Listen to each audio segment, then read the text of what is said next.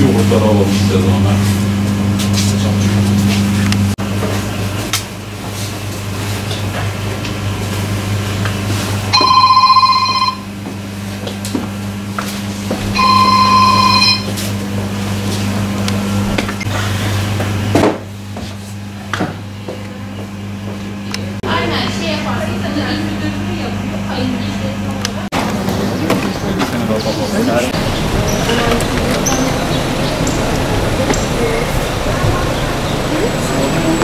Haririye ilçe tarımla birlikte yaptığımız denetimlerde neden yapıldığı, son kullanma tarihinin olmadığı, sağlıksız koşullarda üretilen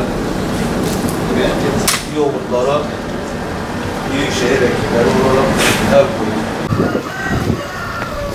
Hayırlısı alalım.